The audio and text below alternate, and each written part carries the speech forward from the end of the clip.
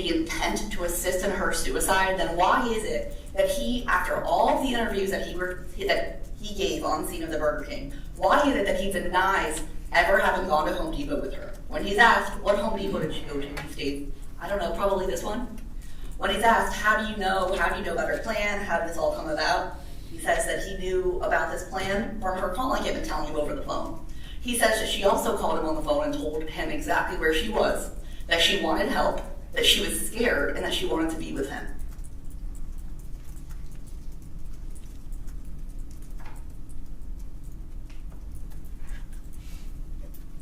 Now, at one point on the body worn too, you can see that he's allegedly having a conversation with this victim, where he's pointing out that he's with law enforcement, telling her that, confirming a location that he later provided, which was 7001 Charleston Shores Boulevard.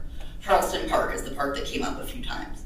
And there, I'm not sure if you noticed this either, it came out in evidence when the officer who saved Shirley's life testified that that park was nearly a mile away, again, from where she was located. But here he is on this call, and we know now, after having gone through the timeline, that she was not at that location. Yet here he is on this call, confirming that location with her, saying all the things that he needs to say. Take that noose off from around your neck.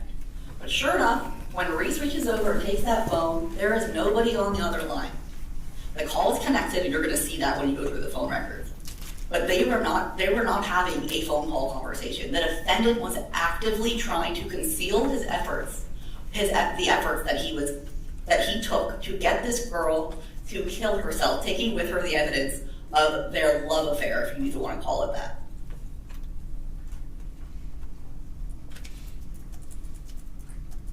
They've located her. They have.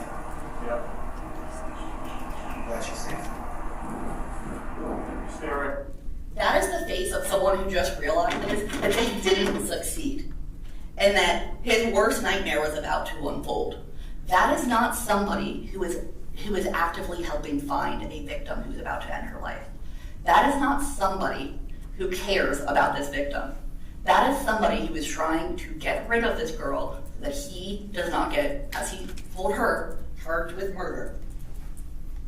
So he doesn't get, well, I'll come back to that. You heard from the nurse, you heard from the CSIs. We simply introduced all of this to show that this was a very thorough investigation done. But to be clear, it was made almost instantly as soon as we had the case. It was made clear from the defendant himself that there weren't that many questions that needed to be answered, because the victim answered all the questions and he himself answered all the questions, and they perfectly aligned with each other.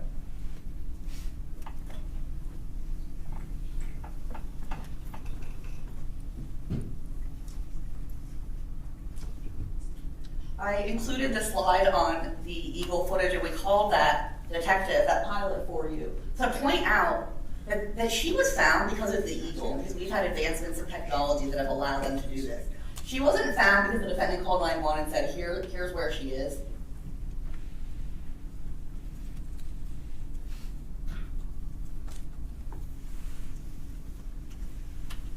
I've been talking about the assisted attempted suicide in general terms. I want to talk about it a little bit more specifically now. When you are back there, you're deliberating, and you ask yourselves, what overt act did he take to get her to assist in her suicide? I ask you this. What act did he take to help her? There's not a single thing that he did to help her. Every single act that he made that day, from the moment that they got to Home Depot to the moment that she was cut down from the tree, was in furtherance of her suicide. Objection, a statement of the law. It doesn't matter if you're saying, no, don't do it, while you accompany a child to Home Depot so that she can buy nearly 30 feet of rope. It doesn't matter that you say, no, don't do it, as you hold that rope for her because she's too small and it's too heavy for her to carry it herself. It doesn't matter if you're saying no, but you take her car keys so that she can have a free hand and can pay for that rope and that chain that she just selected. It doesn't matter that you're saying no when you discuss with that child the fact that the rope is long enough for the two of you to tie it around both of you. Objection, facts not in evidence. Ladies and gentlemen, he wasn't telling her no at all. He was telling her, yes, do this, but I'm not going to say it directly because if you do not, I will be charged with your murder, which is what I was trying to say a few minutes ago. And when he left that, when he handed her back those car keys, which are on video, he immediately goes to his car, you see him leave, and he parks at a Burger King. He then has phone call after phone call with anybody but the child. He calls who he claims is his therapist for a total of 7 minutes. How do we know that he didn't call his therapist out of concern for the victim? There would have been another 911 call. The defense has pointed out all throughout trial that there was only one 911 caller. If he had truly called his therapist to get guidance on the situation with Shirley, then there would have been a 911 call from that therapist. But there isn't, because that's not what he called for. He called to save his own butt once again, because everything that he has done, that he did that day, that he did all the months leading up to that with the sexual things that he made her do with him, was all for himself. This is just a timeline of all the things that he did that morning and all the attempts that she made. All the attempts that she made to get help from him, begging him for help. She completely relied on him.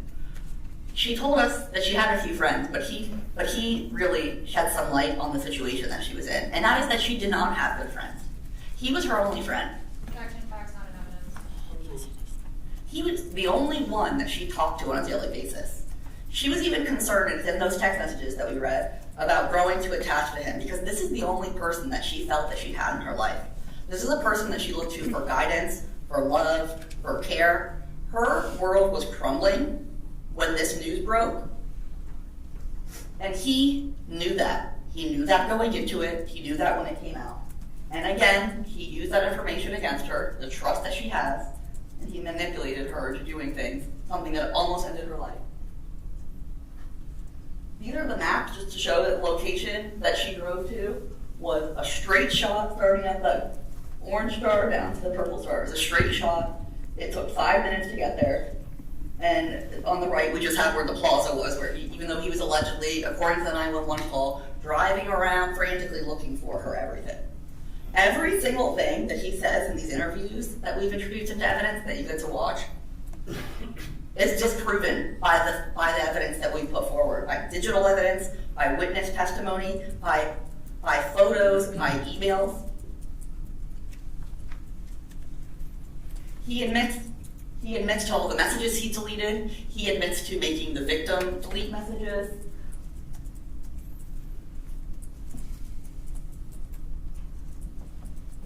And even though she did delete the messages, we've recovered enough to show and to prove that what he said actually happened with the sexual acts, and what she said actually happened, was not fairy tale, was not role play.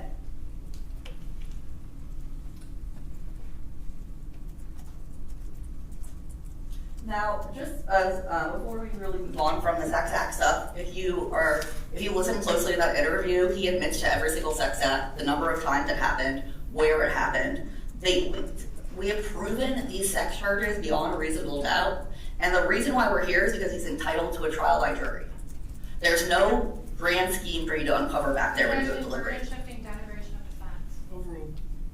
There's no big question that you need to answer back there about what happened here. We have given you everything that you could possibly need to know what the answers to those questions are, and that's what we're asking you to do.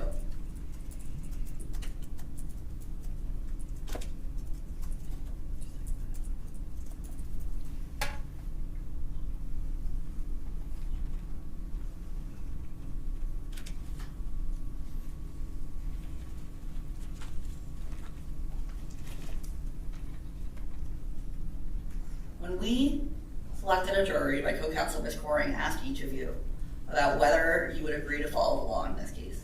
And each of you indicated that you would. And following the law doesn't necessarily mean, and often does mean, you don't have to agree with what the law is. And that's why we ask those questions in jury selection. It doesn't matter what your views are on consent being the age of 18. It doesn't matter what your views are and what it means for somebody to assist in another person's suicide. The law is the law.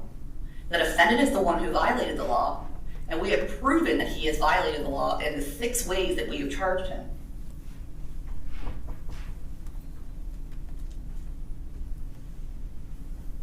And since the final charge, the attempted assisted suicide, is one where there's the most questions that you may be having back there when you deliberate, that's where this really comes into play. It's important that you do not have to look far to find the overt act that he took that day to commit this crime.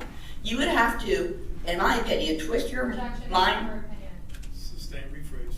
You would have to twist your mind into a pretzel to believe that he did not act in the furtherance of her suicide, that he did not encourage her. The victim answering no to being asked whether he encouraged her, doesn't mean that he is innocent of this crime. She is a child who to this day does not seem to gather, because how could she? To the community. Overruled. Does not understand the gravity of the situation and the hold that he had on her. And it doesn't matter that she's saying no, that he didn't encourage her, because he did encourage her. She's a child who had just recently turned 18, and it was every single thing that he did to act that he took, accompanying her there, carrying the rope, providing her the keys, agreeing to meet, planning his goodbye to his family, rejecting all her calls for help, lying to law enforcement repeatedly, delaying his 911 call, withholding the location that was on his phone the entire time. If you pull up the application that we all know very well, Find My iPhone.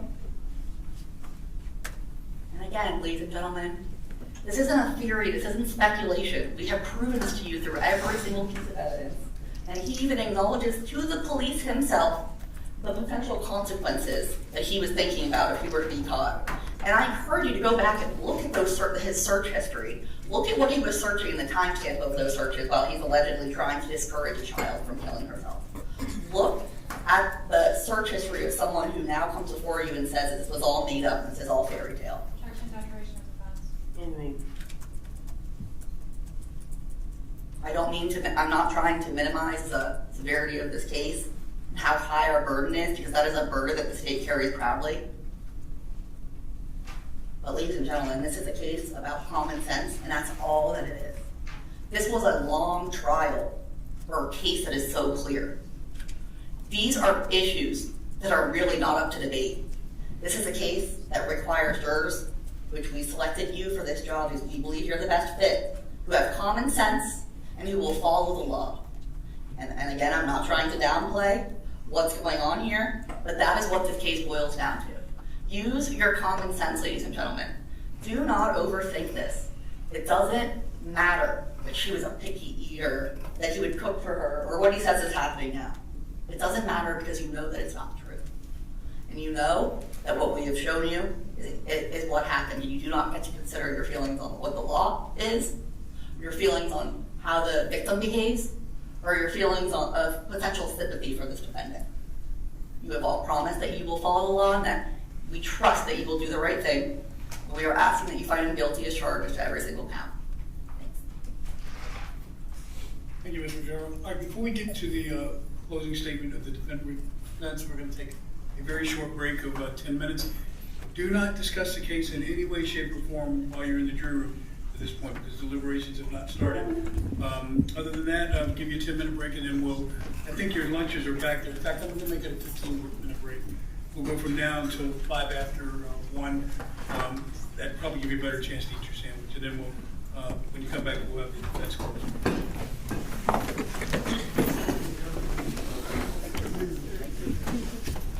Here's that one.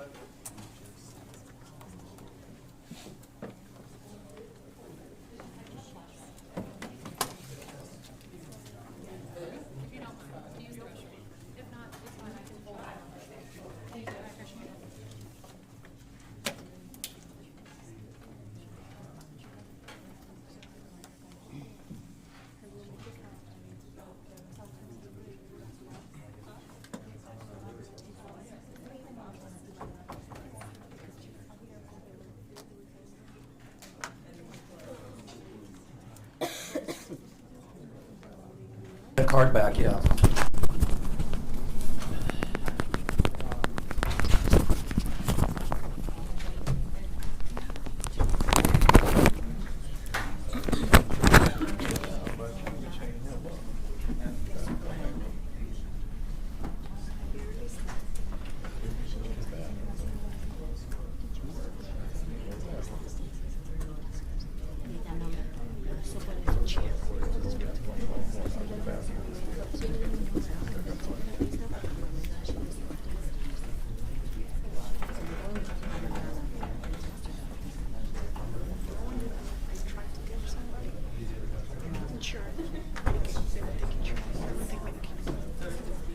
Yo estoy, esto yo lo voy con la directora de mi oficina. Ya, se puede hacer. Y yo tengo mi prueba, tengo mensajes que he hecho mucho.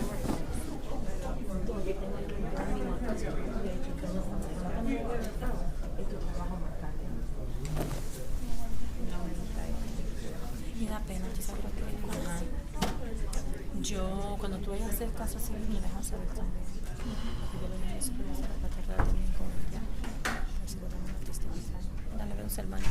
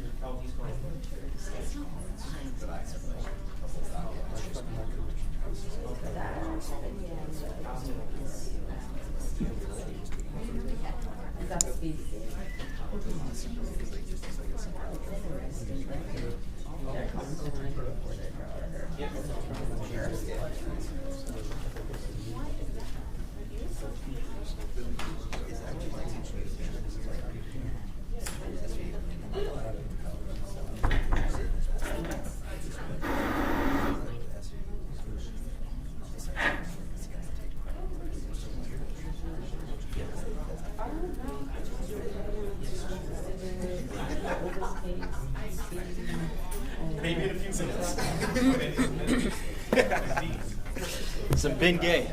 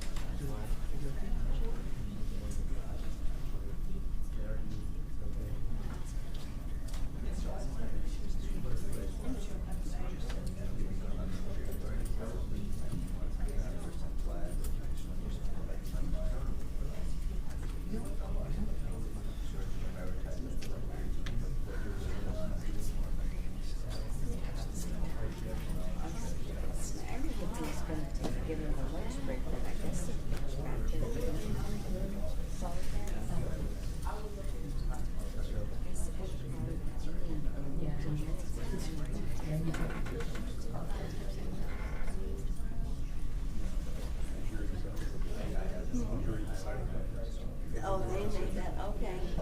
Okay, so thanks for letting me know. Yeah, yeah.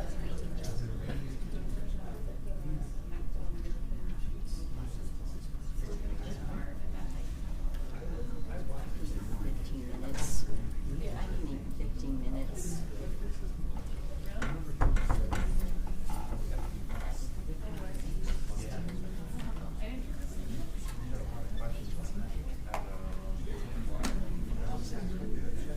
No.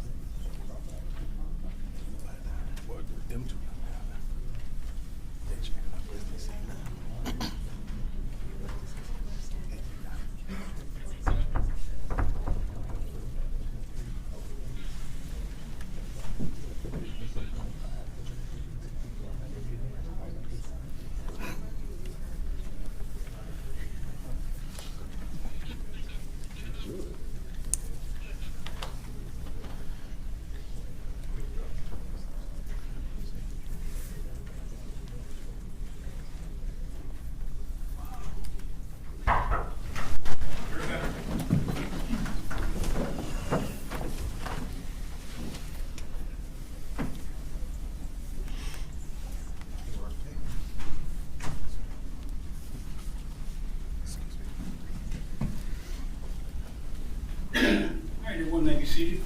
All right, ladies and gentlemen, welcome back. And at the business closing, are you ready to proceed? Yes, Your Honor, thank you. Thank you, sir.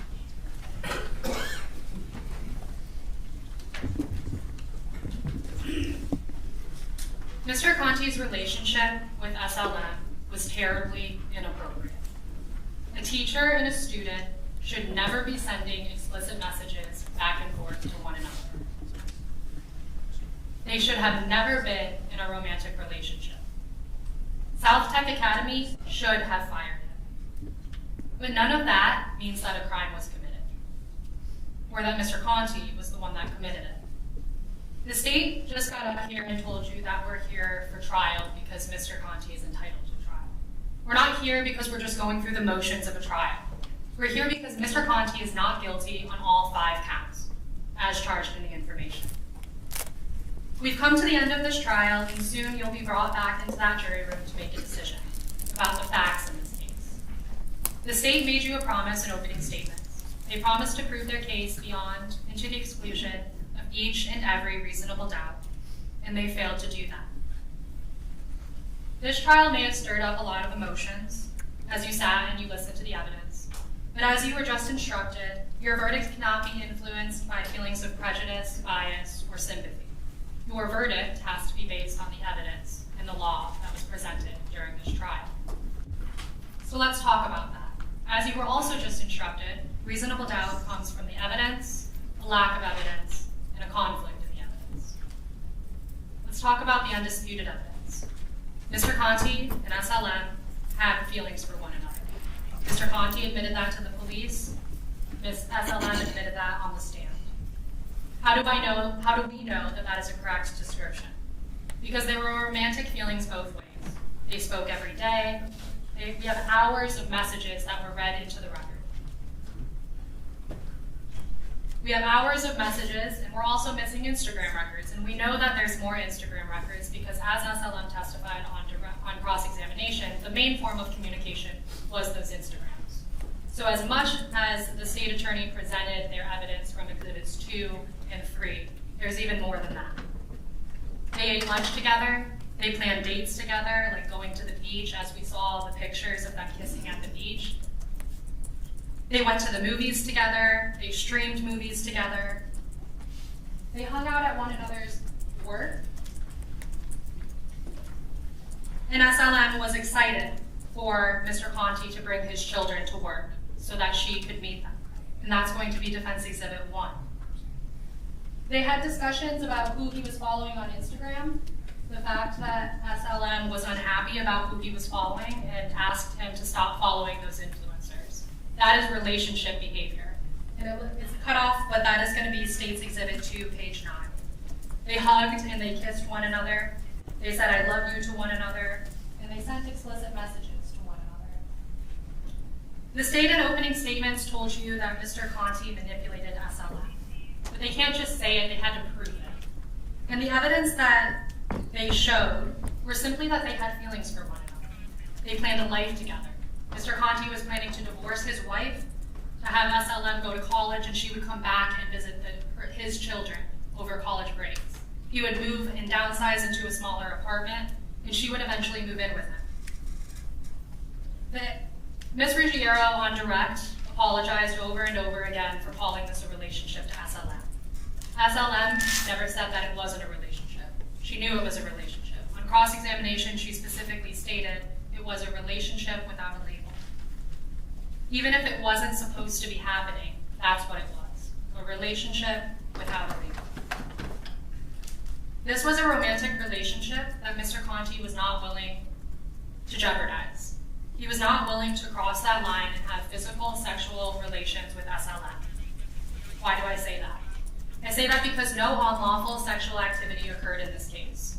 Mr. Conti is charged with 4 counts of unlawful sexual activity, and you have to decide if Mr. Conti's penis touched SLM's female genitals, if his mouth touched SLM's female genitals, if his penis touched SLM's mouth, and if his finger penetrated SLM's female genitals.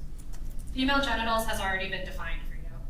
And I want to be very clear. The charges are specific body part to specific body part. It's not a kiss on the neck. It's not a touch of the breast. It's not a kiss on the breast or even a bite mark on the breast. The charges are very specific as to which parts must touch which parts. If you do not find that Mr. Conti's body parts touched SLM's specific body parts, you never get to the penetration as to the verdict form. So when I say that Mr. Conti is not guilty on all 4 counts of sexual activity, why do I say that? I say that because SLM came to court last week. She testified for several hours. Her direct testimony was over 3 hours long, where she discussed the relationship that she had with Mr. Conti. All of her testimony must be filtered through jury instruction 3.9. That's the jury instruction about weighing the evidence. And jury instruction 3.9 specifically asks you, did the witness seem to have an opportunity to see and know things about which she testified? The answer is yes. She is the only witness that testified in this trial that has firsthand knowledge about the alleged sexual activity that occurred. She is the state's star witness. She is the state's key witness. And when it came to the specific facts of charges of sexual allegations in this case, she provided little to no detail. She answered yes to the state's questions about which body part touched which body part, but other than that, you're looking at a resounding lack of evidence. She gave no specific dates as to when it happened. She was vague as to the locations. She didn't say what type of clothing she was wearing or Mr. Conti was wearing. She didn't detail how long the sexual activity took place, what was said beforehand, what positions were used, who undressed whom, what Mr. Conti looked like, if Mr. Conti ejaculated, what his penis looks like, is it cut, uncut. The state attorney said in their closing arguments that the SLM statements, her testimony from trial, corroborated the statements that Mr. Conti said. It's actually not true. If you go back and look at SLM's testimony, if you go back and listen to the statements that Mr. Conti said, the majority of these sexual allegations are coming from Mr. Conti. Those specific details are coming from Mr. Conti. And we'll get to why that's important in just a second. SLM's testimony is a glaring lack of evidence. The lack of evidence is reasonable doubt, and that is a reason for a verdict of not guilty on all 4 counts. But it goes even more than that. It's not that SLM has a lack of details because it happened so long ago or that she's not good with her vocabulary. SLM is a AP English student. She applied for an accelerated program and she got into that accelerated program. We know that she is good when it comes to explaining sexual terms, when describing sexual positions, because we heard ad nauseum the text messages that she sent back and forth with Mr. Conti. That is a lack of evidence. That is reasonable doubt. And when it comes to those messages, SLM's own testimony was that the messages that they sent back and forth relating to the explicit nature of those text messages, that they sexted about things that they never did. For example,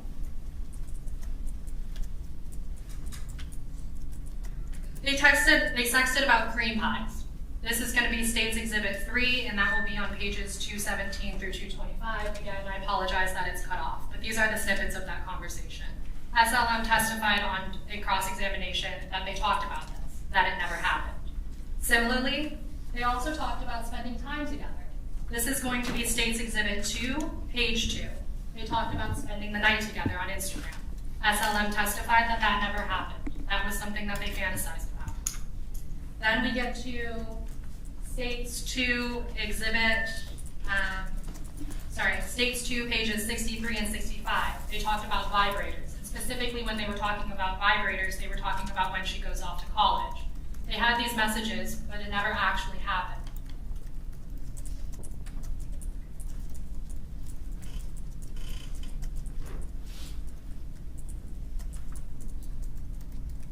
Then we get to their conversations about vaginal sex, and I want to be very specific as to one of those text messages. That occurred on January 10th of 2024. This is going to be State's Exhibit 3, beginning on page 598. In this discussion, SLM and Mr. Conti are specifically talking about the fact that Mr. Conti regrets not having vaginal sex with her. This is on January 10th of 2024, when SLM has already testified on direct testimony that the first time that they engaged in vaginal sex was in December. This does not line up with her testimony on the stand. That is a conflict of evidence That is reasonable doubt, and that is a not guilty. But more than that, let's talk about sexting in general. Why do people sex? People sex because they can't have actual sex. The more realistic that sexting is, the better. Mr. Conti and SLM, as you also heard in the state's presentation of evidence with regard to those text messages, on Exhibit 3, which is going to be those text messages, page 500, SLM specifically asks Mr. Conti for news in a shower. What does Mr. Conti respond with? He responds with a picture of him smiling, of just his face. The fact that they never crossed this sexual boundary, that is evidence that they never crossed that sexual boundary. When two people cannot be together, when they want a future together, when they have feelings for each other, when they are romantic feelings, when they are sexual feelings that they cannot act on, they sext. And that's what happened in this case. But it doesn't mean that they had physical, actual sexual activity that occurred. Then, apart from SLM's testimony, we come to an even more glaring piece of lack of evidence. Serology and DNA. Detective Diaz, the lead investigator on the sexual case, came in and testified that he knew everything about the case. He was in charge of investigating, he was in charge of sending reports, in charge of swabbing for DNA. He specifically told you that there were DNA swabs taken from SLM, and you know that also because Nurse Charrington came in and told you that. Nurse Charrington told you that she was specific in where she swabbed, that she couldn't get a narrative from SLM, so she swabbed in all of the high sexual contact areas. She swabbed everywhere that she thought that DNA could be found for the purpose of finding DNA that did not belong to SLM on SLM. Those DNA swabs were then given to Detective Diaz. Detective Diaz then sent those swabs to serology and DNA. Objection, facts not in evidence. Detective Diaz told you that serology is the first step. Serology tells you whether or not male DNA is present. Ma'am, I'm going to sustain it unless you want to approach. You can look back on your notes about what Detective Diaz said. Detective Diaz said serology and DNA testing were sent. So let's talk about the DNA testing. He testified that he gets the reports back from DNA. He gets the reports back from serology. He testified that he reviewed those reports from serology and DNA. This was sustained during trial, improper opinion testimony. Sustained, he gave no opinion on any of that during trial. Correct, he didn't give an opinion. What he did say was that he got those reports back. So, why is that important? That's important because that's a lack of evidence. Because you know that there was DNA and serology testing done on SLM's person. But you don't have those results. You don't have those results because there was no DNA. If there was DNA, you would have it. Why can I say that so confidently? I can say that so confidently because the state attorney spent hours reading you Instagram messages, text messages about what's for lunch. Can you open this door? I'm running late for class. Please send me the Starbucks. Angie is a bully. They could send you all of those messages. They could bring a rope and a chain when there is no question that SLM tried to commit suicide that day. They can bring cell phones that no one is arguing are not the cell phones. But what they didn't bring you, what they chose not to bring you, and what is their burden to bring you is the DNA. Objection, misstatement of the law. Sustained. The state alone has the burden of proving their case. A lack of evidence is reasonable doubt. That is a not guilty. Nurse Charrington came in and told you all of the areas. I'm not going to go into ad nauseum detail, but swabs the fingernails, swabs the mons pubis, swabs the perianus, swabs pubic combings. She gets in between all of the folds of the external genitalia, and you don't have those results. You have to look at the state for that. Then we get to this DNA analysis about the car. And CSI Alara came in and testified that she went to the scene, she went to the church, and she saw the Xterra, SLM's car, the red car, and that she collected evidence from it. She found a Home Depot receipt, she collected the chain that was brought into evidence, the receipt that was brought into evidence, but she didn't swab for any DNA. And on redirect, the state tried to infer that the reason she didn't swab for DNA was not only because a detective hadn't told her to do it, but because without SLM's testimony, how would she ever know where to swab? you have to ask yourself if that actually makes sense. If law enforcement can go and get swabs from an intubated individual where they don't know where the sexual contact took place, if they can go to a physical person and swab them, but they're not willing to swab an inanimate object, you have to ask yourselves if that is a reasonable conclusion to come to. Then you get to Detective Diaz, who readily admits that that car was at PBSO property after he talked to Mr. Conti, after he talked to SLM, and he chose not to go and swab the car for DNA. He chose not to go and swab the car for DNA because he said he had everything that he needed. That he had a statement from SLM, that he had a statement from Mr. Conti, and of course the DNA would be there. So why would he need to swab it? Well, why would he need to swab it? Because here we are. It is not law enforcement's job to take away your ability to make a decision in this case. Sustained. The state attorney at any point in time could have asked for that car to be swabbed, and they also chose not to do it. That is a lack of evidence. That is reasonable doubt. SLM testified that she had sex in that car almost every single day after December. Detective Diaz, when asked on cross-examination if saliva was a rich source of DNA, if blood was a rich source of DNA, if semen was a rich source of DNA, he simply responded, okay. And you know that okay is a yes, because Detective Diaz had no problem telling me when my questions were confusing. He had no problem correcting me when my questions were inaccurate. If semen, blood, and saliva were not rich sources of DNA, he would have told me that.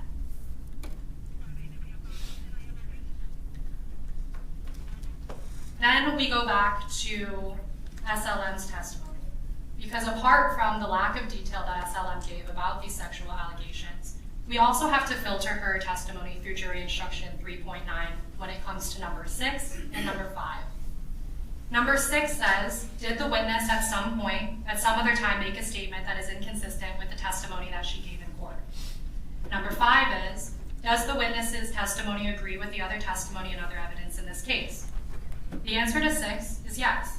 She testified to things that were inconsistent with previous statements that she gave. The answer to number 5 is no. Her testimony did not agree with other testimony in this case. And why do I say that? I say that because on direct examination and also in opening statements, the state told you that Mr. Conti disapproved of SLM wearing heels, that he didn't want her to wear heels, and then on direct, SLM also testified or inferred that she didn't want to go to this summer camp, that it was something that Mr. Conti alone wanted her to do, that he manipulated her into doing that. But then you have to look at what the actual evidence was, because SLM's own testimony contradicts the text messages that she sent in real time on the day that it happened. For that, we'll look at State's Exhibit 3, pages 475 to 524. These are text messages about the camp. Oh, sorry, no, they're not. These are text messages about the camp. SLM, Mr. Conti simply asked, hey, I have to do this camp if you want to do it. SLM's response is, hell yeah. She responds, I love camp. She responds that she wants more money because she's going to be getting paid more from this summer camp and she can save to buy a car. She says, bro, hit me on. She tells Mr. Conti to immediately go and email the counselor for that camp, and that's exactly what Mr. Conti does. Then we get to the heel conversation, and this is going to be State's Exhibit 3, pages 417 to 429. On this day, on December 26th of 2023, SLM is shopping at whatever store she's shopping at. And she's saying, I found some heels, I found some sandals, and is asking for feedback about the heels themselves. Mr. Conti is talking about the fact that Michael Kors heels are fancy. He's talking about the fact that he's glad that she got these heels. At no point in time is he saying, you should not buy those heels. And does that really matter? Right? Does the fact that she was inconsistent or untruthful about the heels or the camp, is that really material to the elements of this case? No, not really. But when it comes to her credibility, You have to ask yourself, if she's willing to lie about the small things that don't matter, is she also willing to lie about the big things when they do? She is. And why is that?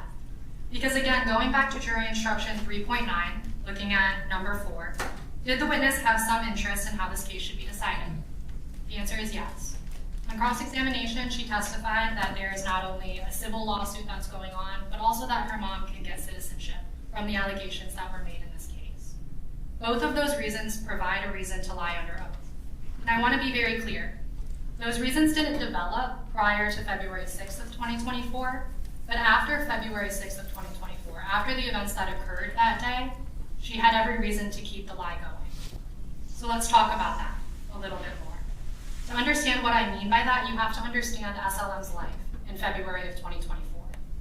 You have to really focus on that timeline on February 6th of 2024 as well. So let's talk about her life. In February of 2024, SLM was living a strict life. While other students, other 16-year-olds were at high school football games or basketball games, she's going to 2 jobs. While other kids are at parties and drinking alcohol, she's not allowed to go out with anyone but her family. She's not allowed to date. She hides all of her romantic relationships from her mother. She has 2 secret Instagrams that her mother doesn't know about. She lies about dating to her mother. She's willing to lie to her parents about the days at school. If it's a half day, she'll tell her parents it's a full day. If it's a shorter day, she'll extend the school day to a full period. She'll extend the actual day by saying she's at volleyball club when she's not. She'll say that she starts earlier than when she actually does. She'll also tell her parents that her work schedule is different or that she has a work emergency when she doesn't. All of these things are because she's not allowed to do. All of these things are because her family is very religious and very traditional. They don't approve of SLM having sex. It's why the majority of their Instagram messages, why the majority of their messages are on Instagram and not her phone, because her parents have access to that phone. Her family is so religious that even after this case, all of this came to light on February 6th of 2024, even though she got closer to her mother, her stepfather, after learning that she was allegedly sexually assaulted, says he needs space. That he needs space because this whole situation was a temptation by Satan. That is how religious her family was. And in that household, sexting might as well be the same thing as having sex. To her, in that household, sexting is just as bad to the family as having sex. So now we get to February 6th of 2024. When SLM and Mr. Conti's secret comes out, SLM freaks out, right? And it's not because she's afraid that Mr. Conti is going to go to jail for committing suicide or being a part of her suicide. She testified on cross-examination that her real fear was fear of her parents. Fear of her reputation being ruined, yes, but more so fear of her mother. And very specific to her mother, she's fearing physical abuse from her mother. At the point in time in which SLM wakes up on February 7th of 2024, she knows that her mom has already been at the school. Actually, she knew that her mom was at the school on February 6th of 2024 because she called her mom, and her mom was at the school. When she wakes up on February 7th of 2024, she's informed by police officers that her mother has already been informed as to all of the allegations. We know that she's also afraid to go home because she testified to that on cross-examination. She told you that on February 6th of 2024, although she signed herself out from the sign-out sheet saying home, she wanted to be anywhere but home. She wants to be anywhere but home because she's afraid of physical abuse from her mother. She would rather die than face the wrath of her mother.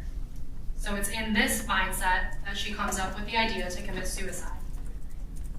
And it's not just an idea, right? We saw, she actually goes to Home Depot, she buys a rope and chain, she tells Mr. Conti about her plan at Home Depot, and he freaks out. Mr. Conti, in his own mind, in his own right, is already also emotionally taxed.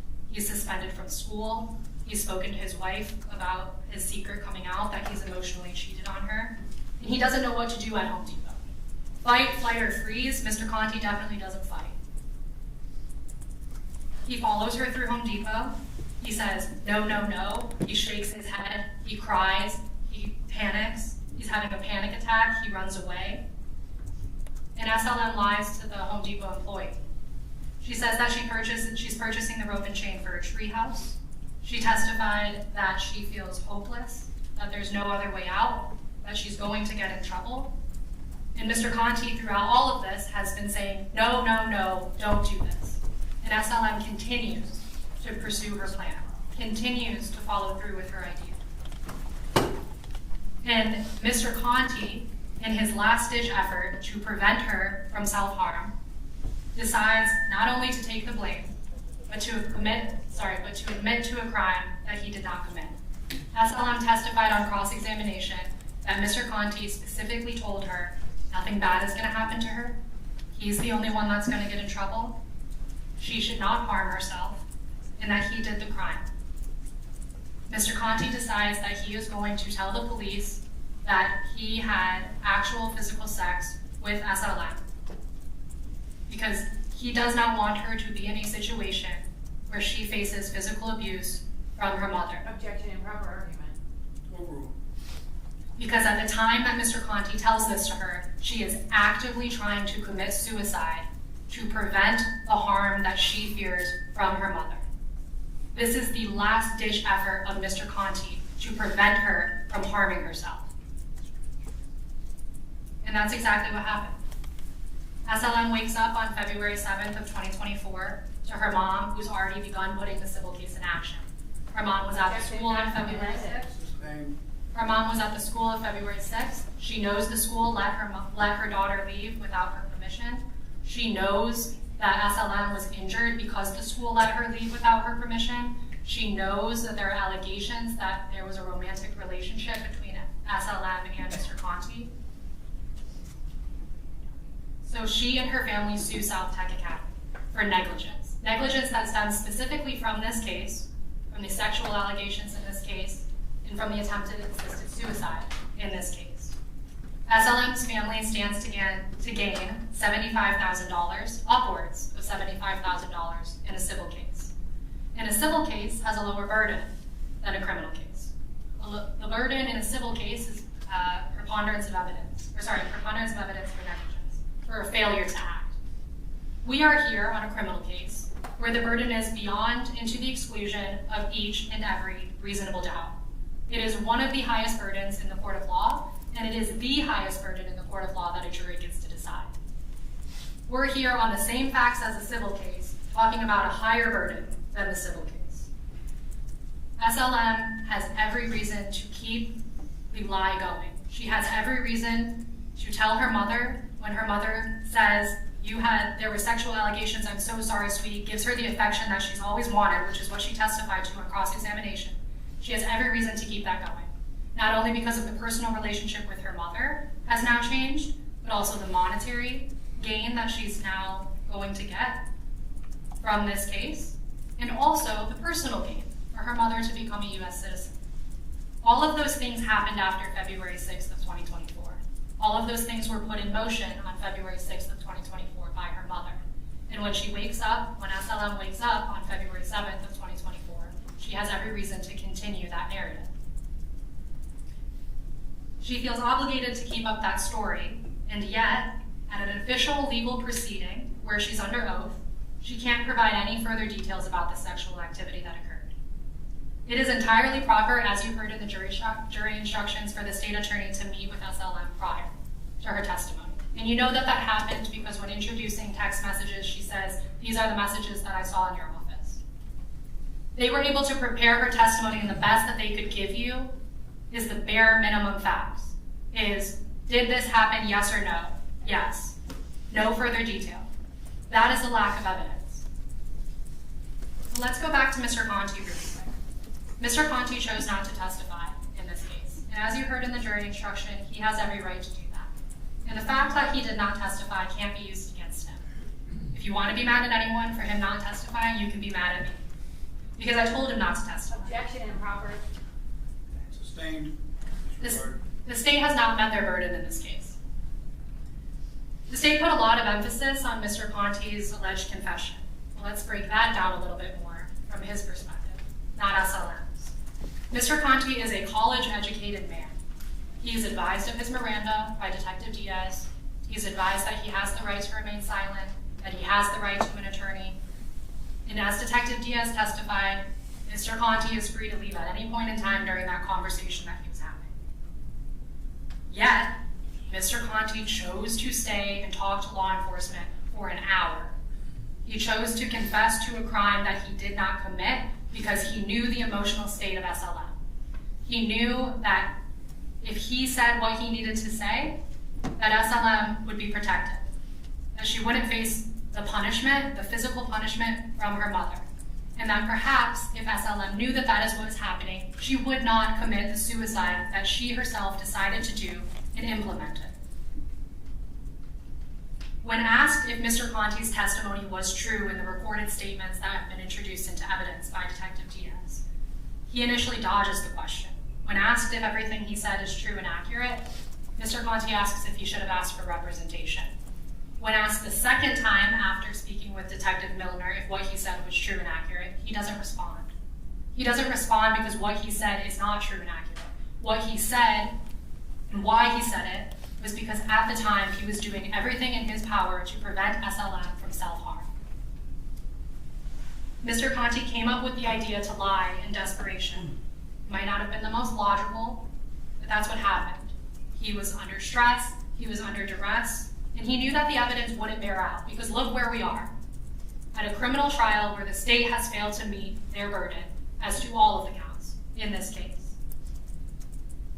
He believed that SLM would tell the truth. He believed that when SLM woke up, that when it came time, she would say that it was just sexting. He had no idea what would happen on February 6th of 2024. He had no idea that SLM was actually going to harm herself. And he had no idea that when he woke up, her mother would have already put these plans in action. Now that brings us to the last charge. The attempted assisted self-murder, or as the state has colloquially termed it, attempted assisted suicide. To prove the crime of attempted assisted suicide, the state not only has to prove that Mr. Conti intended for SLM to commit suicide, but that he did an overt act to deliberately assist in that suicide. Deliberate is defined as intentional, premeditated, and fully considered.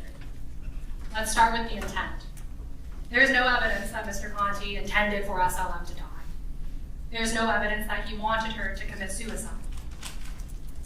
The state attorney argued that Mr. Conti seemed disappointed when he got the news that SLM had been found. The state attorney, nor Corporal Reese, are experts in Mr. Conti's behavior. The fact that Mr. Conti, they don't know how Mr. Conti processes emotion, they don't know how he shows emotion.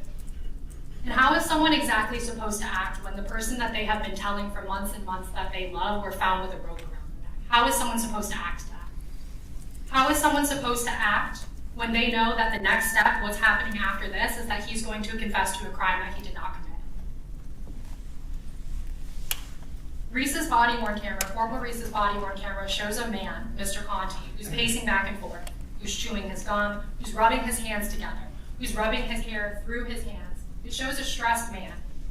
A man who is stressed because all he wants to do is make sure that SLM is safe. If Mr. Conti didn't want SLM to be found, if Mr. Conti wanted SLM to commit suicide, she wouldn't have been found. Why do I say that? I say that because as every single officer came in here and testified, and even the dispatcher, Mr. Sheldon, testified, Mr. Conti is the only person who called 911. Mr. Conti is the only person who knew what SLM was trying to do on February 6th of 2024. If Mr. Conti really intended for SLM to commit suicide, that would have happened. But that didn't happen because that was never Mr. Conti's intention. The state attorney in opening statements told you that Mr. Conti encouraged SLM to commit suicide through agreement and through carrying a rope. So let's talk about those. Mr. Conti had no idea why he was going to Home Depot. SLM testified that she did not verbalize to Mr. Conti what her plan was at the Home Depot, what her plan of suicide was, until he got to Home Depot and was standing in that parking lot. And you can see the aftermath of what happened on the state's exhibit, I believe it's 6, in the parking lot where Mr. Conti physically gets in front of SLM to prevent her from going into the store. The state attorney, in, I believe just now in closing statements, told you that Mr. Conti admitted to the police that he got a phone call where SLM said that she has a rope and she's gonna hang herself. That's true. Mr. Conti did get a phone call, but that was a phone call that happened after the Home Depot. How do I know that? And how do you know that? You know that because you can look at state's exhibit, I believe 12, which is the call log, which specifically shows that there was a phone call between Mr. Conti. Mr. Conti calls SLM after talking to his therapist. They talk for around 4 minutes. I know they talk for, you know that they talk for around 4 minutes because although the call says unknown, it has a time next to it. And then immediately after that, who is Mr. Conti calling? He's calling 911. And what does Mr. Conti say on the 911 call? He says, I just got off the phone with her. I don't have a location. I'm trying to help her. That is the phone call that Mr. Conti is talking about to the police when he's talking to Detective Diaz. If SLM truly told him before going to the Home Depot that she wanted to commit suicide, she would have said that on the stand. But she didn't because that's not the truth. It's also undisputed that Mr. Conti never agreed to commit suicide with SLM. There was no suicide pact, like the state attorney argued in opening statements. SLM specifically testified that Mr. Conti never agreed to commit suicide with her, even though she herself says, yes, I wanted him to murder himself. That's what I wanted. I wanted him to murder himself, but he was never on board with it at all. Mr. Conti never told her that he wanted to participate in a suicide, and his actions never showed that he wanted to participate in a suicide. What he was doing at Home Depot was shaking, running away, saying, no, no, no, don't harm yourself. That's what he was doing at Home Depot. He also, as you heard from Detective Gelfand, there's a point in time in which they leave Home Depot, where she doesn't have a rope and chain, because Mr. Conti is trying to get her out of the Home Depot, but SLM persists nonetheless with her plan, even though Mr. Conti, again, is following behind her, telling her, no, no, no, don't do this. On direct examination, Ms. Ruggiero asked SLM if Mr. Conti and SLM ever discussed how much rope and chain to get. And SLM's answer was a yes or no question. SLM answered yes. But on cross-examination, you actually learned what that yes means. On cross-examination, what you actually learned, what SLM testified to, was that they are standing in the Home Depot aisle with an employee from Home Depot, and SLM is smiling and telling the associate that she wants the rope and chain for a treehouse, and she's asking Mr. Conti, how much rope and chain should we get for our treehouse?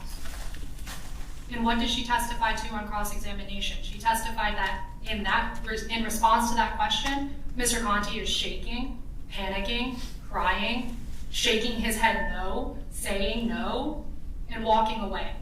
That is not a discussion about how much rope and chain someone should get.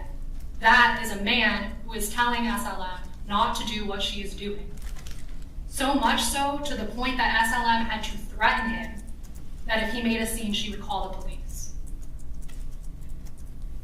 None of those actions are actions that show that Mr. Conti intended for SLM to commit suicide. They all show the opposite. And then we get to the carrying of the rope. On direct examination, again, Ms. Ruggiero asked SLM if she needed help carrying the rope in Home Depot. SLM responded yes. But the conflicting evidence of that is the state's own exhibit, Exhibit 6. When they're walking out, when they're at the cash register, SLM has no problem carrying that rope and chain. At no point in time, as you heard Detective Diaz testify, on that video is Mr. Conti touching rope and chain, carrying rope and chain, which leads you to believe what? That SLM is perfectly capable of carrying the rope and chain by herself. And on cross-examination, when asked when Mr. Conti would have touched this rope and chain, she admits that she told police officers on February 8th of 2024 that the rope and chain was touched at the cash register.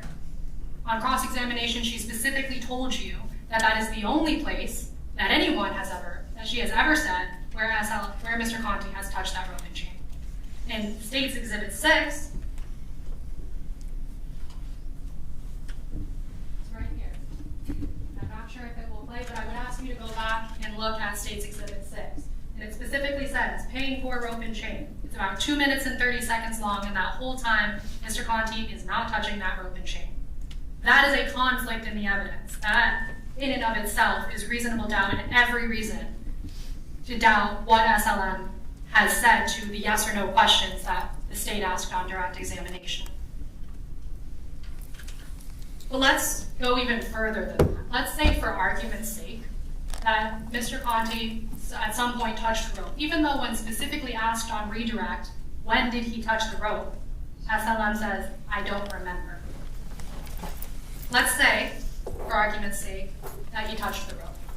Just because he touched the rope does not mean that he intended for SLM to die, for her to commit suicide. Why do I say that? I say that because, as the state told you in opening statements, and as they've said in closing statements, but now they're saying that we're not sure if who Mr. Conti called was her therapist. Let's talk about the therapist. So Mr. Conti tells the police that he called the therapist, that he called his therapist. He says that to Detective Diaz in his statement. The state attorney in opening statements told you the reason that he called his therapist was because he's only concerned about himself. But really parse that out and ask yourselves if common sense tells you that. Because what is happening when he calls his therapist? What is happening is that Mr. Conti is in a position that he's never been in. Mr. Conti is not a mental health professional, and he's with someone that he has repeatedly told that he loves, who is threatening to commit suicide, who has bought a rope and chain to commit suicide, who has never had any history of suicidal ideations, who has never gone this far before. So what does he do? He calls the person who he knows is a mental health professional. He calls the person who, after constant, no, don't do this, SLM is not listening. He calls the person who is trained to talk someone off the ledge. That is who he calls for 7 minutes on State's Exhibit, it will be State's Exhibit 39, boxes 21 to 23. And that phone number is 786-708-1229. He talks to his therapist for 7 minutes. And during those 7 minutes, he does fail to answer phone calls and text messages, specifically phone calls from SLM. Because what he's trying to do is to get help for SLM. He is Saying, jury is instructed to regard your own memory of what the evidence demonstrates. There's no other reason to call his therapist except for to know and to get help and get advice on how to talk someone off a ledge of suicide. There is no other reason for Mr. Conti to have called his therapist. And even from there, what does he do immediately after he gets off that 7-minute phone call? Again, going back to State's call log, Mr. Conti calls Shirley. Because why? Because he's missed these phone calls. So he calls her. He has this conversation with her. He has no idea where she's going. SLM testified that she did not provide a location. And in fact, she, although she didn't verbalize it to Mr. Conti, had a whole park planned that she was going to originally commit the suicide at, and then once she leaves Home Depot, she couldn't find the park. So now she's driving around trying to look for other places.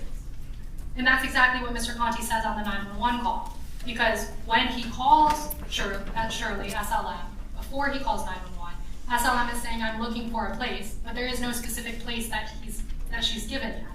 So Mr. Conti calls 911 and tells them exactly what happened. If Mr. Conti wanted SLM to commit suicide, he would not have called his therapist. He would not have called the police. And prior to calling the police, again, no one knew where she was going. He provided as much information as he possibly could with the information that he had. But let's talk a little bit more about these actions that the state has brought up in their PowerPoint that claim that they prove their charges. So when specifically asked again on direct to SLM how exactly Mr. Conti encouraged her to commit suicide, the only response that she actually gave as an action was that, well, there was this plan to drive together. But then you also learn that Mr. Conti says, I wanted to say a final goodbye, and they split up. You have to ask yourselves why that came up. If the plan was for them to drive together, for SLM to go ahead and commit suicide, why would Mr. Conti say he needed to go to say goodbye? He would say he needed to go and say goodbye because he's trying to buy time. Because he wants to get her the help that she needs, wants to split up from her so that he can call the police, that he can call his therapist, and figure out what to do to buy time. And why does he know that that's going to buy time? He knows that it's going to buy time because SLM specifically says, as she testified on cross-examination, and I believe she also said it on direct, she told Mr. Conti, I am not going to harm myself until you get here. So Mr. Conti buys time. He says, I'm going to do something else. I'm going to go say a final goodbye. You send me the location. Confirms that she is not going to harm herself until Mr. Conti gets there, and Mr. Conti never shows up. He never shows up because he calls the police come, he provides a specific location, the last known location of her from Find My iPhone. But again, SLM is continuing to drive to find a location. And when SLM ultimately calls and says, I'm at this church, Mr. Conti relays that specifically to the police. And SLM testified that when she said she was at the church, it was through a voicemail. You know that that's not true because Officer Reese, Corporal Reese, came in and said he took the phone from Mr. Conti and heard fumbling. You don't hear fumbling on a voicemail. You're not going to talk to someone if it's a voicemail. And you hear Corporal Reese on his body-worn camera trying to communicate. It's not a voicemail.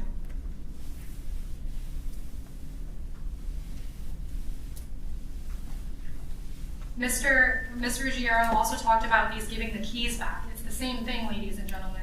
There is no indication that SLM was going to commit suicide without Mr. Conti. There is no evidence that Mr. Conti gave those keys so that she could go and commit suicide. What the evidence is that at some point Ms. SLM gets the keys back, Mr. Conti calls his therapist and calls police and they find her. That is what the evidence showed.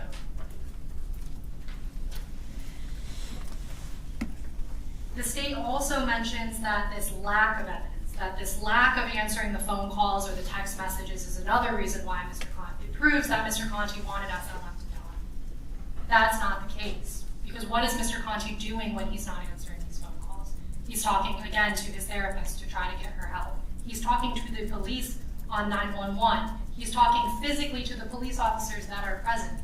And at no point in time, as SLM testified on cross-examination, did she ever say, on a voicemail, on a phone call, on a text message, if you're not here by X amount of time, I'm going to harm myself. I'm done waiting. She never says that. Mr. Conti, as she testified on cross-examination, has no reason to believe that she is going to harm herself without Mr. Conti. That is what the testimony came out. That is the evidence in this case, and that is every reason to find Mr. Conti not guilty of count 5. And more importantly, a lack of action cannot be an action. Objection to statement of the law. Sustained. The definition of overt act is defined for you in the jury instructions. And I ask you to think about whether or not a lack of action can be an action. There is no jury instruction about a duty. There is no jury instruction that Mr. Conti had a duty to act. If that was the law, if he had a duty to act and failure to act was criminal, you would have a jury instruction about that. But you don't, because he does not have a duty to act. Objection to statement of the law. Sustained. And as unsettling as that is the law.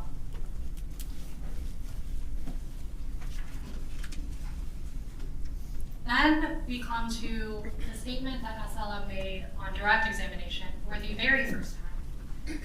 SLM testified that Mr. Conti told her not to harm herself because he would be charged with murder. Let's talk kind of about those consequences. So on February 6th of 2024, this is likely not the first time, and we know that it is not the first time that criminal consequences have been discussed between SLM and Mr. Conti. We know that because on cross-examination, SLM specifically stated when these feelings first came up, when SLM and Mr. Conti's feelings showed up, SLM herself talked about criminal consequences. Not criminal consequences related to attempted assisted self-murder, because that was not something that came up until February 6th of 2024. But the fact that they were talking about criminal consequences does not in and of itself mean that Mr. Conti wanted SLM to commit suicide. That's not logical. That's not common sense. SLM knew, and Mr. Conti knew, consequences of having an emotional relationship. They knew that Mr. Conti would lose his job. But the consequences of him being charged with murder, that statement, that comment, didn't happen. Why do I say that? I say that because there is no evidence that would corroborate that, except for her testimony. There is no evidence that she testified to anything about Mr. Conti wanting her to commit suicide, and that because he wanted her to commit suicide or because he did some action, that he would be charged with murder. On the other hand, SLM, as she testified on cross-examination, wanted Mr. Conti to kill himself. She bought rope and chain for Mr. Conti to kill himself. She told Mr. Conti to kill himself. SLM had multiple opportunities to tell law enforcement, to tell the state, to tell defense counsel that Mr. Conti made these statements, made this statement about the consequences of being charged with murder. She had every opportunity to do that. There were 2 hours and 20 minutes of body-worn camera statements that were taken by law enforcement on February 7th and February 8th. And the state attorney in their case has kind of inferred that you should disregard all of that testimony because SLM had a neck collar on and showed the picture at the hospital. But she was interviewed by 2 seasoned police officers. She was interviewed by 2 detectives who together have over 40 years of experience, who know and are trained in how to take victim statements. If SLM was not in her right mind, if she was not able to speak, they would not continue speaking with her for 2 hours and 20 minutes. And apart from that, SLM herself testified, and all of the officers agreed, that SLM specifically said, let's keep talking. Let's keep talking after the first stop in the recording on February 7th of 2024, and on February 8th of 2024, she specifically requested Detective Diaz to come back and talk to her. And all of the statements that I asked her about, all of the previous statements that I asked her about, were from the conversation on February 8th of 2024. And at no point in time, through any of those statements, did SLM say that Mr. Conti told her not to harm herself because he would be charged with murder. At no point in time over the 5 hours of deposition testimony that was done in this case did SLM say that. At no point in time did SLM contact Ms. Ruggiero, Ms. Coring, from February 6th of 2024 all the way to June 24th of 2025. At no point in time did she make that statement. She said it for the first time on the stand in court last week. And she made that comment because her civil lawsuit hinges on this case. She said that because she stands to gain over $75,000 if Mr. Conti had any hand in the attempted assisted self-murder. Well, let's again, for argument's sake, say that Mr. Conti did say that. Mr. Conti is not an attorney. He has no idea what constitutes attempted assisted self-murder. Objection, facts, and evidence. Sustained. You may all have not even known what that charge was until you walked in to this jury trial. Just because he feels a certain type of way doesn't mean that that is what the law is. Mr. Conti did not intend for SLM to commit suicide. He didn't do any deliberate act to assist her in the suicide. What he did, his deliberate act, was calling 911. And again, he is the only person that called 911 in this case. The state asked a lot of questions to officers about how Mr. Conti did not give that specific location. He didn't give a specific location because he didn't have a specific location. First, he says to the 911 operator, she's going to a park. That's what he knew. That's what SLM said. I'm going to find a park. I'm going to send you the location. Then the park changes. Now it's going to be a church. He has no idea. He's updating law enforcement as he's getting the information. And I want to also point out that this conversation about Find My iPhone, this wasn't something that SLM said at Home Depot on February 6th of 2024. She didn't say, here's my location, come find me. They had already been sharing locations since December 7th of 2023. And that's going to be seen in States 3, which is all of those text messages on page 163. SLM continued to drive, continued to call, continued to text. And Mr. Conti, with all of the information that he had about her location, continued to tell law enforcement where SLM was so that they could find her. The state attorney in closing arguments got up here and said that the people who found SLM was actually the Eagle. And that's correct, right? The Eagle was called and they found SLM. But why was the Eagle called in the first place? The Eagle was called in the first place because Mr. Conti called the police, because he is the only person with the information that would be able to save her, and that is what he did. The state attorney also talked about Mr. Conti's statements with regard to the Home Depot incident or allegations to Detective Diaz, but let's not forget that there's other statements that Mr. Conti also made. Detective Gelfand testified that he, as he's the lead detective in the suicide investigation, had Officer or Detective Gentlemore speak with Mr. Conti about the allegations of Home Depot, about his responses. We don't have those statements. We don't have those statements because the state attorney didn't provide them to you. They themselves have the burden of providing that to you. And if Mr. Conti Sustained. And if Mr. Conti had any incriminating statements that were on those, you know you would have them. Why do I say that? You know you'd have them again because we went through 797 text messages, 160 Instagram messages.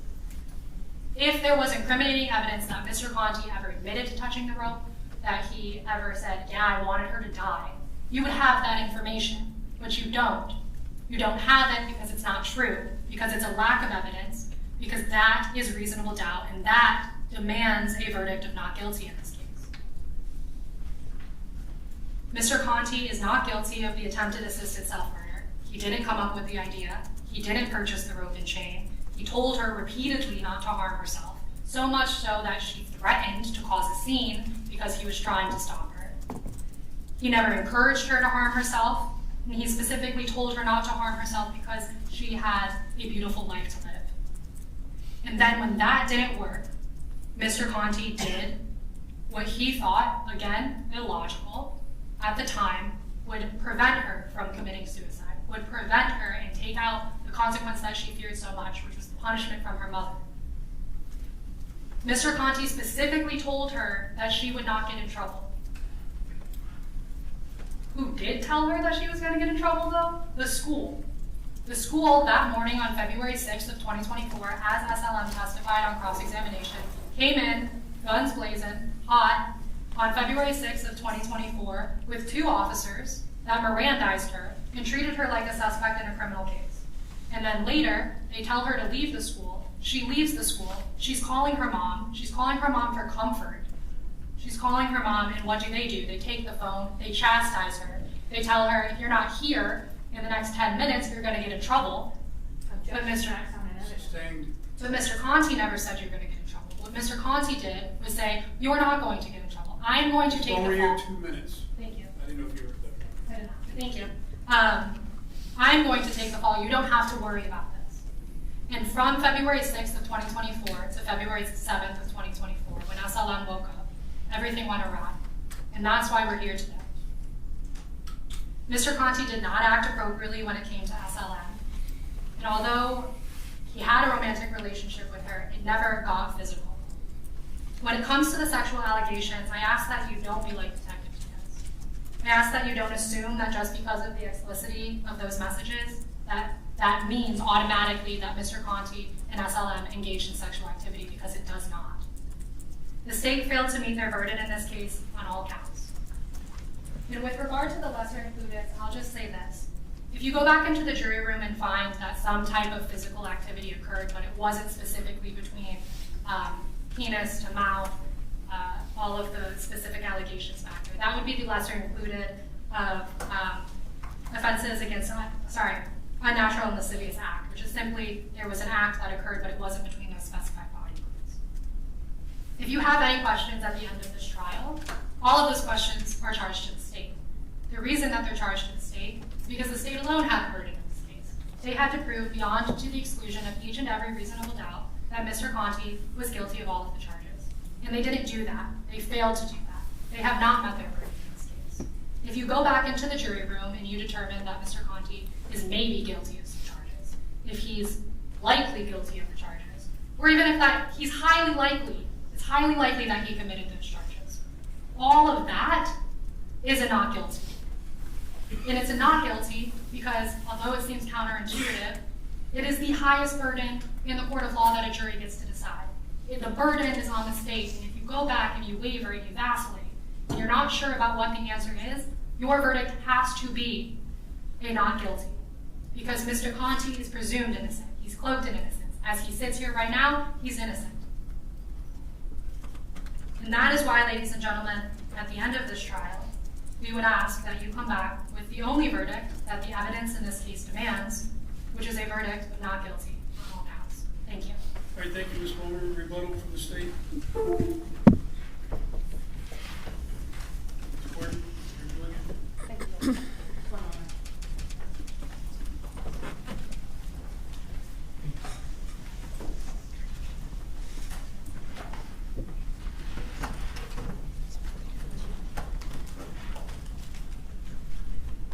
Ladies and gentlemen, make no mistake. On February 6th of 2024, when 16-year-old SLM left the Home Depot parking lot with a rope, with a chain, with a plan, the only thing that Damian Conti did was enough so he could sleep at night. That's it. His deliberate act was not to help her, was not to guide her, was not to teach her. His deliberate act was to let the evidence and the stories of the horrific things that he did with her, that he did to her, die with her in that dream.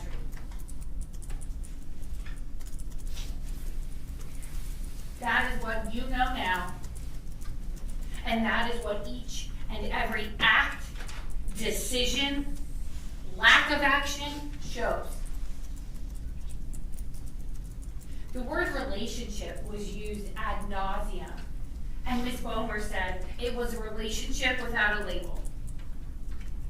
There is a label to that relationship, and the word is illegal. It is illegal for a 36-year-old man to have vaginal sex, oral sex, digitally penetrate a 16-year-old girl. So that is the only label that relationship requires. Ms. Bomer wants you to fault a 16-year-old girl for thinking this was a man that loved her. Objection, attack on defense counsel. Overruled. Defense wants you to question, why would a 16-year-old girl say such things, do such things?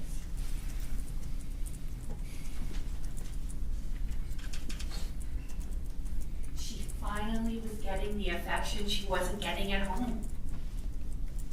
She was getting the attention she so desperately wanted. That's why. And please, ask yourself this question. If, as defense wants you to believe, all Damian Conti wanted on that day was for SLM to be safe, to be protected from the, quote, wrath of her mother, his response is to then tell her mother that he's been having sex with her daughter? Objection, facts not in evidence. Overruled. Jury's instructed to rely on your own memory of the evidence.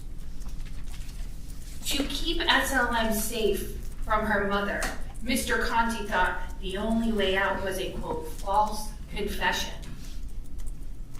To implicate the child even further,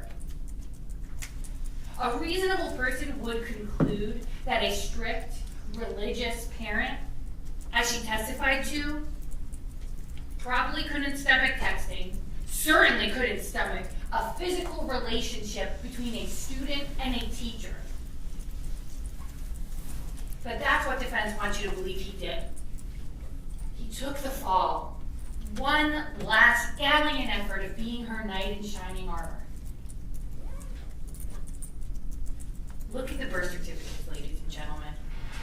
He is a grown man in a position of authority accompanying a 16-year-old girl who is hysterical, has been kicked out of school, as she recounts her plans to kill herself.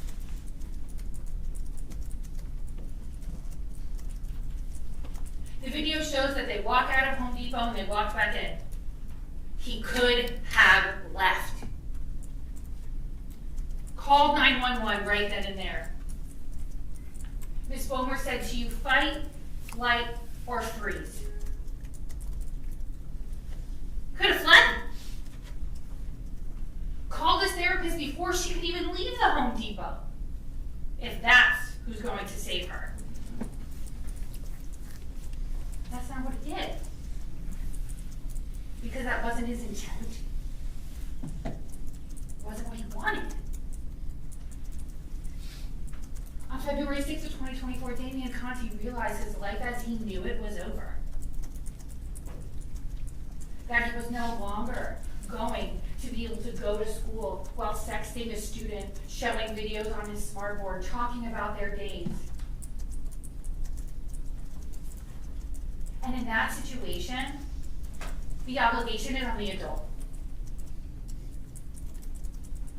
In that situation, the obligation is for a teacher to never cross that line as many times as he did, in as many ways as he did.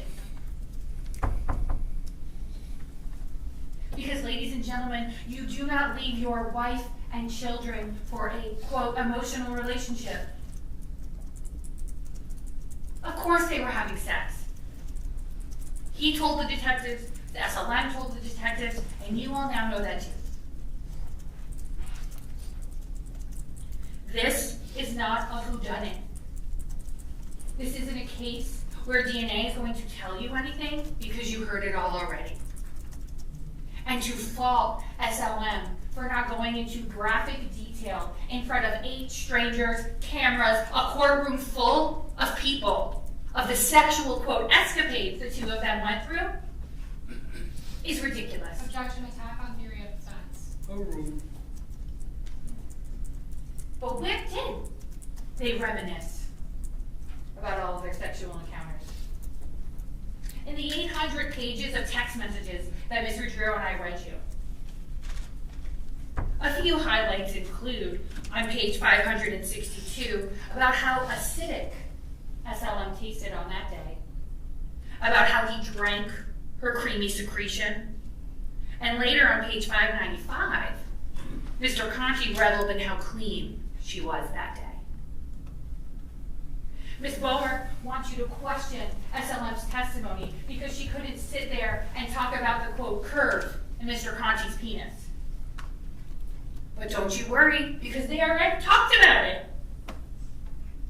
She knows precisely what his penis looks like, and you know what she said? She likes the tip.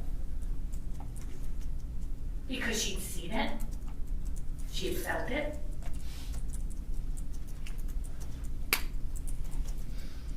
The two discussed about how she loved when he threw her around.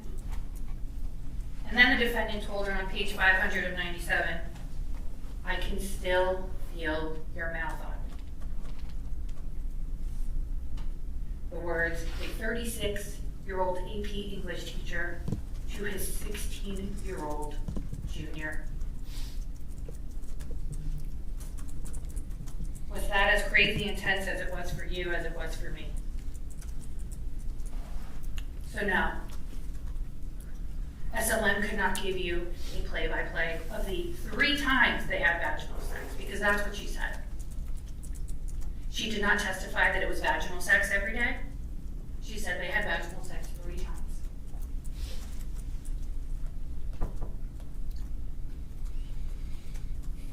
As we discussed in jury selection, the brain is an imperfect place. People are not going to remember absolutely everything in absolute order that it's going, in an absolute order that it happened.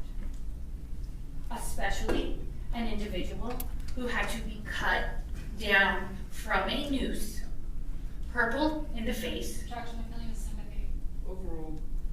Purple in the face and foaming at the mouth. But SLM remembers. SLM told you. And to this day, it seems almost as if SLM still wants to protect him a little bit. Because Damian Conti preyed on her vulnerabilities, her insecurities, and he knew how she operated.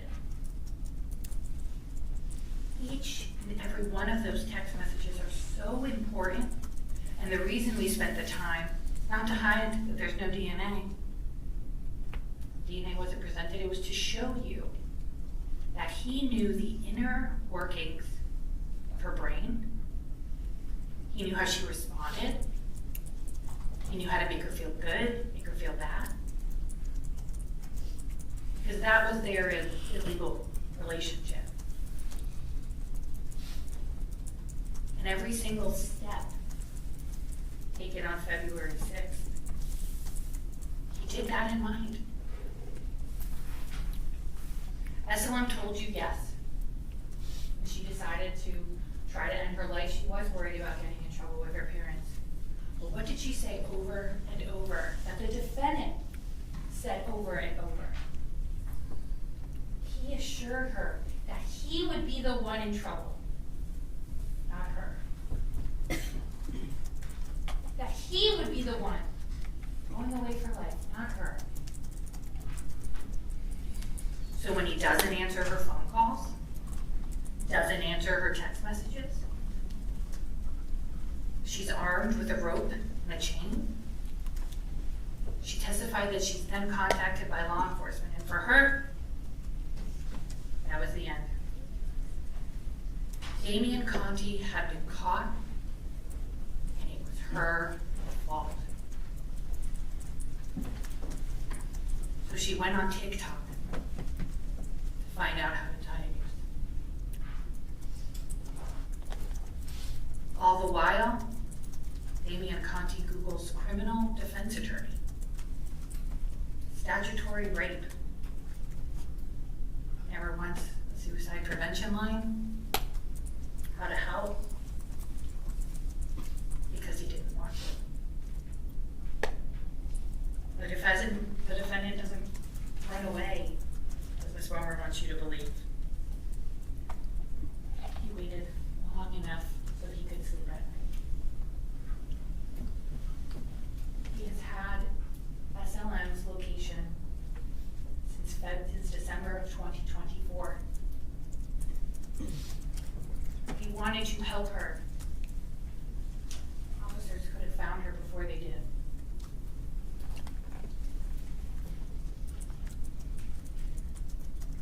This is not a guise for $75,000. This is not a path to citizenship for SLM's mother, that she wants you to believe is going to be the criminal mastermind who couldn't even read the documents herself. That's the woman who's brought us all here today now. The only opportunity that was taken in this scenario was done by Damian Conti. And when the life that he knew it was over, he tried for damage control.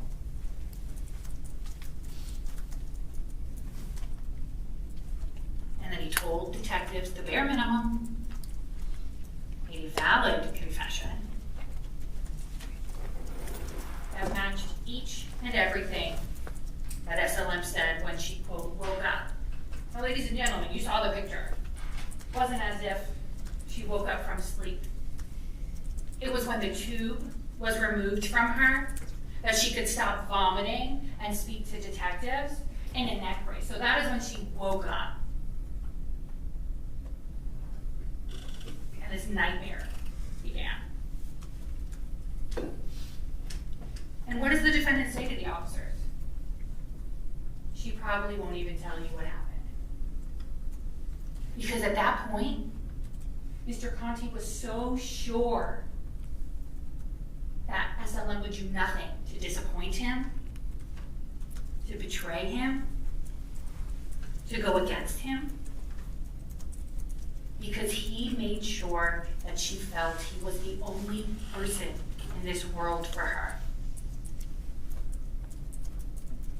And if they couldn't be together, he made sure she knew that there was nothing left. No matter how many times you tell somebody no, and your actions speak louder, they speak volumes, they show your intent. As we discussed, actions speak louder than words. And when you go into the jury room, no matter how many times Ms. Bomer wants to say he's not guilty, doesn't make it true. The evidence, the context, the law supports the only words that you have left, which is guilty as charged. I thank you so much, ladies and gentlemen, for your time and your attention throughout this trial, and I am confident that all of you were picked for your common sense, and you will use it in that jury room, and you will return the only verdict that the evidence and the law support, which is guilty as charged. Thank you. All right, thank you, Ms. Warren. All right, ladies and gentlemen, I want to note that a separate crime is charged in each count of the information, and although they have been tried together, each crime and the evidence applicable to it must be considered separately, and a separate verdict returned as to each. All of the counts have been included on one verdict form, but you will be entering a separate verdict as to each. Finding of guilty or not guilty as to one crime must not affect your verdict as to the other crime charged. In just a few moments, you'll be taken to the jury room by the courtroom deputy. The first thing you should do is choose a foreperson who will preside over your deliberations. The foreperson should see to it that your discussion is carried on in an organized way and that everyone has a fair chance to be heard. It is also the foreperson's job to sign and date the verdict form when all of you have agreed on a verdict, and then to bring the verdict form back to the courtroom when you return. During deliberations, jurors must communicate about the case only with one another and only when all jurors are present in the jury room. If a juror goes to the restroom, for example, the deliberation should stop until the juror returns.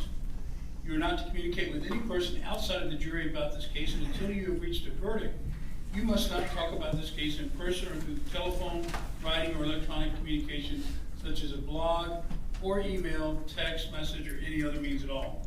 So do not contact anyone to assist you during deliberations, and these communication rules apply until I discharge you at the end of this case. If you do become aware of any violations of these instructions or any other instruction I've given you during the case, you must tell me by giving a note to my courtroom deputy. Many of you may have cell phones, tablets, laptops, or other electronic devices here in the courtroom.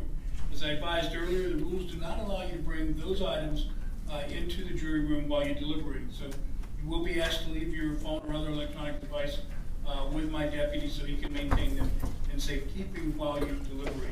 If you do need to communicate with me, please send me a note through the courtroom deputy. If you voted, however, please do not disclose the actual vote in the note. If you have a question, I will talk with the attorneys before I answer, so it may take some time between when you present the question to me and when I'm able to get back to you. During that time, you may continue your deliberations while you wait for my answer. I will answer any questions, if I can, in writing or orally here in open court, but I will tell you it is not unusual at all for the jurors to sometimes ask questions that the court can't answer because your questions are subject to the same rules of evidence as every type of question that's been presented in this trial. During the trial, items were received into evidence as exhibits.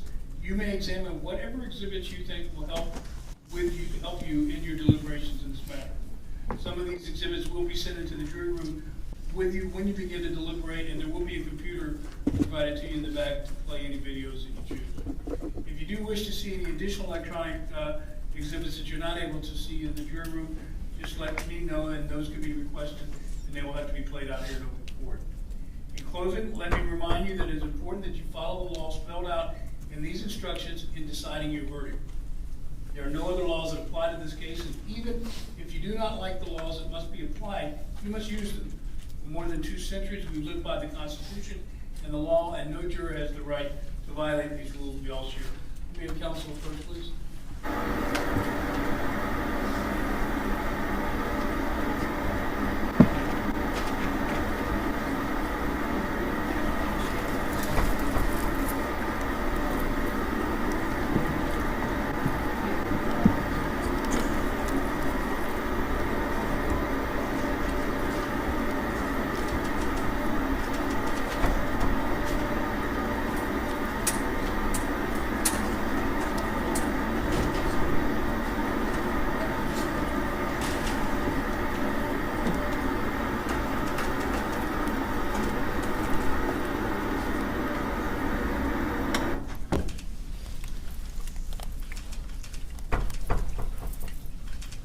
All right, so as I advised you folks, there were originally 9 of you chosen to be the jurors in this case.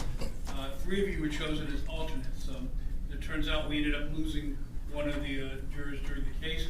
And so at this time, it's my duty to advise Ms. Robinson Watson and Ms. Gilbert that because of the order of the selection, you folks were selected as the alternates in this case. And we choose alternates because it is not unusual, as you see, for jurors to occasionally have life get in the way and not be able to serve their full commitment during a trial.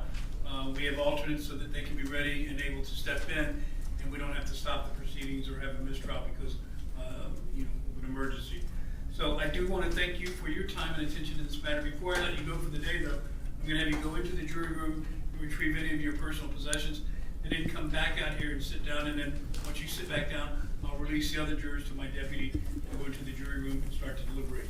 While they're doing that, I want everybody else to take the verdict form, which is on the last page of your instructions, tear it off, and just leave that on your chair when you go into the jury room. And, Chris, you couldn't let the alternates go and retrieve their personal possessions. Yes, sir.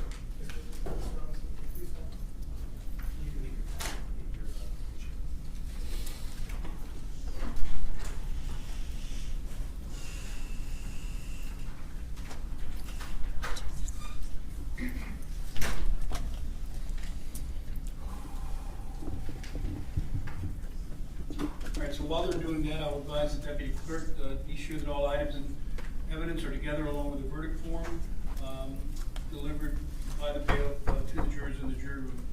As soon as the verdict form is complete, I'll ask that you, whoever the foreperson is that is chosen, once it's signed and you're ready to come back out, knock on the door and let my bailiff know, and he will see to it that all court personnel are back in the court prior to bringing you back out with the announcement of the verdict. Usually it takes a few minutes for when you complete the verdict form and for us to get everybody brought back into the courtroom.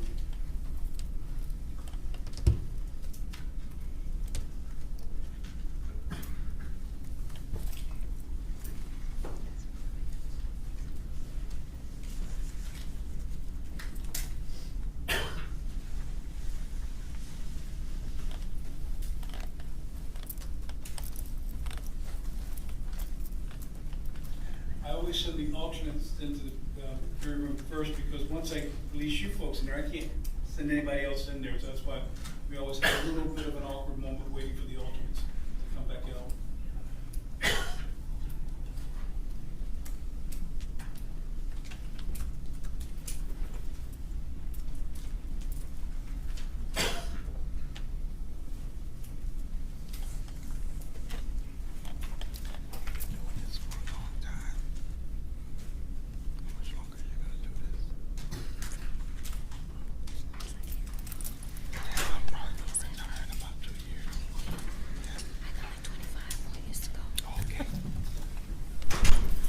So I've got my alternates back. Chris, you can go ahead and take the rest of the jurors into the jury room, and they're leaving their verdict forms in the chair.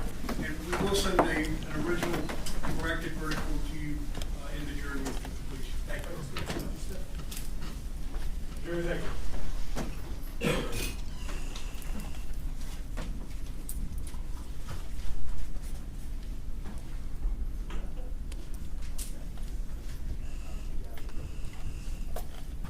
All right, everyone may be seated.